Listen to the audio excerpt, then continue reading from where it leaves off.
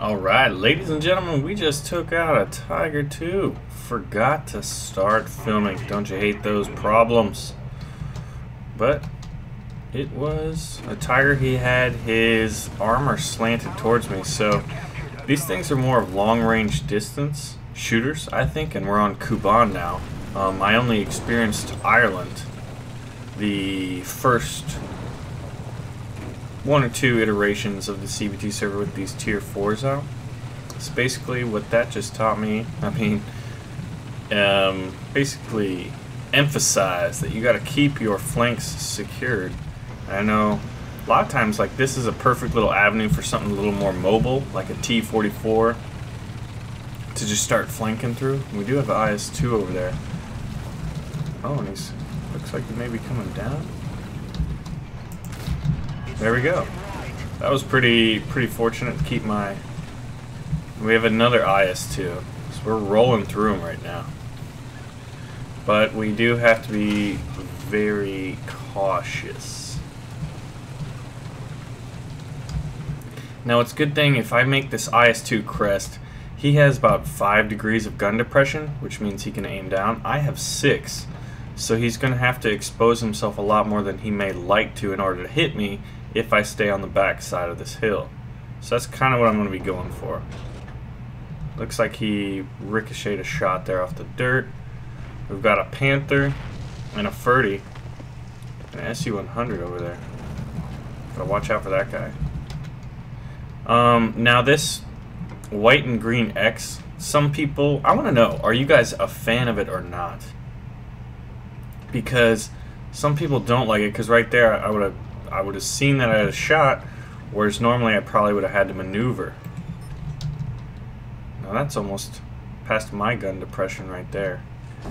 But we do have a marginal advantage, the Germans do, relating to gun depression over the Russians, so I'm wanting to use that.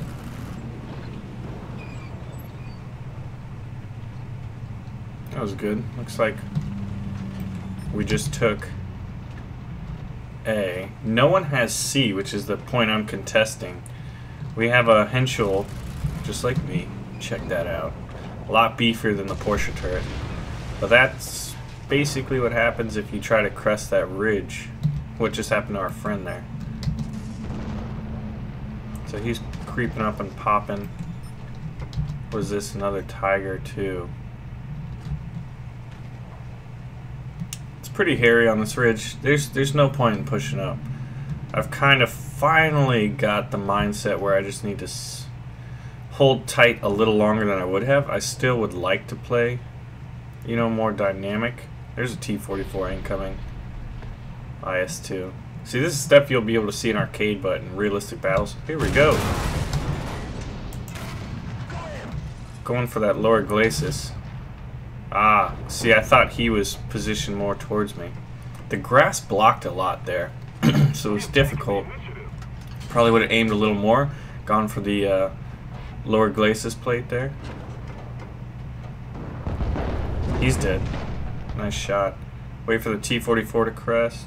Don't want to shoot him in the mantlet. It takes a while to reload, so I'm gonna do my best to play smart with my shots. Yeah, look at him jinking. Cause that slope on the front is just damn near impenetrable. Probably should have shot once, but my friends here mopped it up. Now there is an SU-100 over here,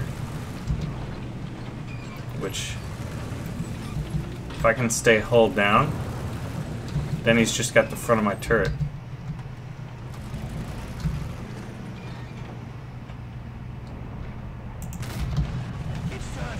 Track and suspension. I need my friends here to push up a bit, and then I can start firing the SU-100, get the crossfire out of the way, and then we can take this spot. I really need that help. What just happened? Oh, he was exposed by a Ferdy.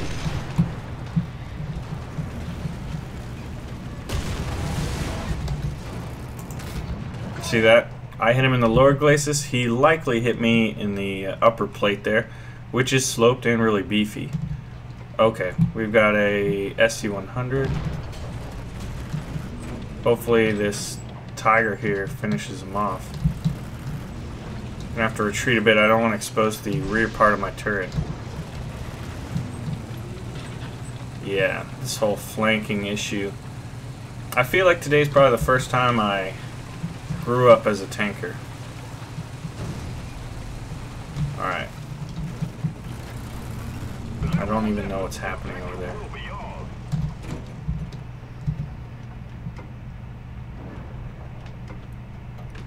Wait for the shot. That upper hull area, weaker, got taken down by the SU-100. Where was he exactly? That was the sniper I was trying to dislodge. Oh man, that was pretty intense little battle here. Let's see how we did. 4 kills. I wrecked my Panther at the beginning. It auto-spawned me. I had alt tabbed out. So now we'll go with the Porsche turret. Now, someone correctly pointed out that what's more than likely with the shell trapping here, if you look, when you shoot and hit the lower side of the mantlet, you're more than likely going to jam the turret ring. So that is true, although it is possible to also penetrate the upper hull armor. So I thank you guys for these little pro tips you keep throwing my way. The fact is, well, I've been studying tanks for, you know, couple months, I guess, you know, and mostly that was stimulated by War Thunder. There are those armchair general types who've just read anything and everything they can on World War II tanks, which is kind of fun for them, you know, having all this knowledge and finally having a game where you can test it. So I'm very vulnerable right now. It's just part of being a big old heavy. But if I can get through this, I'm kind of at a rough slant, but still I'm exposing side armor.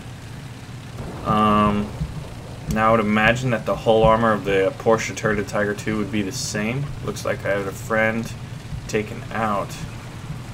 So we're gonna get, but I have 80 millimeters of side armor on the King Tiger, whereas in the front I got 150 millimeters on my upper plate. Sloped. Cannon barrel. I need to remove myself so only one person can shoot me at a time. Alright, the Yak Panther. No, he's not dead.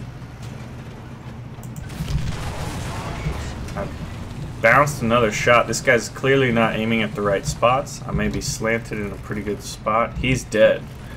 So this IS-2 over here is doing some good work. Slant ourselves. Now this, right here, he doesn't have a lot of frontal armor.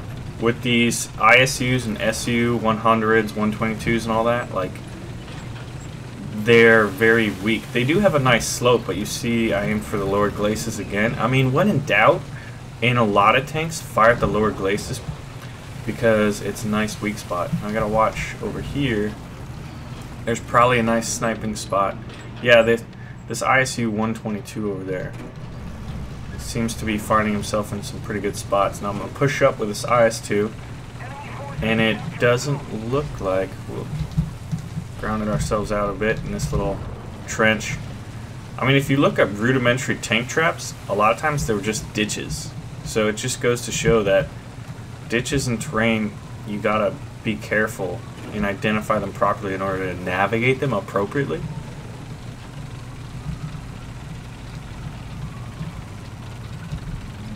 So it sounds like there's some fire trucks and police trucks gonna be racing by in a moment, but now I'm gonna mute the mic. The good thing about it is I gotta move out in May. And I'm gonna find a place with an even better internet connection and where my room is not like looking at a street, which happens to be by, okay, we got a Panther, happens to be by a hospital. If I can shoot this guy, that would be pretty awesome. Look at that.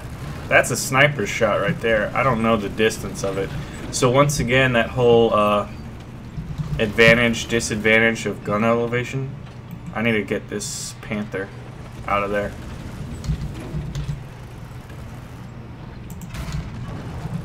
Loving the sniping with this thing.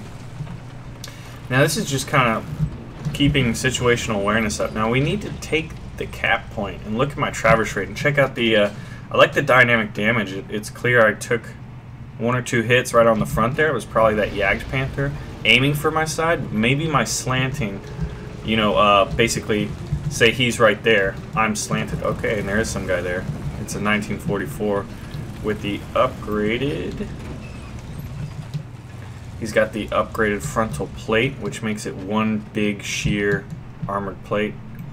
I'm hoping those guys aren't flanking over there again. Surprisingly, with them having 1 capture point, us not having any, we're winning, and I think it's because gotta keep. Yeah, I would love that IS-2 to roll up to keep our flanks secured from marauding T-44s. I tell you what, this point around capture point C would be perfect for flanking T-44s and Panthers. Something with a little more speed. Sacrifice a little firepower for speed and maneuverability. This IS-2 has to. Ooh, where did that come from? That looked like. I have no idea. Let's see if we can survive this. Lower glacis. Got a hit. But nothing. We're going to be rolling back now. Long reload. If he was the guy who killed my friend, he's got a decent sized reload. Aha! And reinforcements. Ooh, what? El Kunsi. El Kukui. Where the hell is this guy? There you are, you little bastard. El Kukui has perfect flank shots on us. Look at that. Two guys down. Where the hell? How'd that guy just die? Well, if you guys want to roll up on me. Target's undamaged. Ferdinand, this isn't good. Oh my goodness. Well, let's see. At this point, I got the Panzer. I got my Panther here. I'm gonna do that just because the map's kind of getting close to it. Make sure we don't have our high explosive shells loaded. And we gotta do something. Our teammates have been, let's see, I have 7 kills, which is actually pretty good given the circumstances. I honestly think that, like, right now, today, we've kind of, you know, had that eureka moment where we realize how to properly play tanks. Now I still have 1 more tank to burn, so we'll see if I did. Good lord. See, look at this. That is just dangerous, man. This guy's having these flank shots on us. And a lot of them. We can't even crest, we can't even get over C without that happening.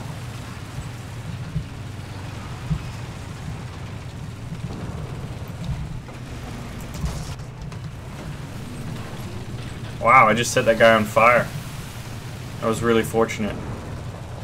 So he should be going down soon. There we go. Oh, I should have waited. Anyone coming? Nobody? We're gonna get this one. So that guy in the rear only has 60 millimeters with a 40-degree slope. So that made him nice and vulnerable. So we kind of, I mean, that shot on the Ferdinand, I will not, that was a lucky snapshot. I was trying to aim in the lower right quadrant, you know, kind of hit a lower glacis plate, something like that. But it's still like, at one point it was 200 millimeters of thickness, so I must not have hit that spot. But we got 9 kills. I did scrap a Panther at the beginning. I lost both my King Tigers, but we lost the game. It was pretty intense, pretty fun though. And they had some guys that had some excellent flank shots. I hope you saw that to get an idea of positioning on Kuban. But I had a lot of fun with that. That's probably, I mean, I did lose tanks. It wasn't perfect. Yeah, El Kukui, this guy. See? All those kills went to the same spot and looked, and we kept pushing C. You know, if our guys had maybe pushed over and tried to dethrone those guys from that Overwatch spot, we probably would have done a little better. We probably could have won. We had some pretty good tankers.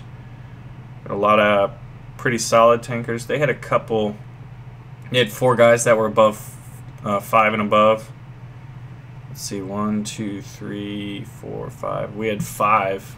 A couple other guys. That was a lot of fun, man. I'm really enjoying tanks. Kuban was definitely a nice change of scenery for the tier 4 tanks. Anyway, my name is Baron. I thank you all for watching. Make sure to pull the trigger on the like button. And as always, maybe this may have changed. Let me know your favorite tank out of these tier 4s. Right now, I'm leaning towards the Henschel-turreted King Tiger or the Panther. Alright, ladies and gentlemen, Baron here in the T-44, the predecessor of the mighty T-54. Now, where the balls is that King Tiger? That's not good. You do not want to see that. I'm flanking A, and I'm using what I think is the fastest and most maneuverable of the tanks in Tier 4. It's also got an excellent frontal slope and decent frontal turret armor.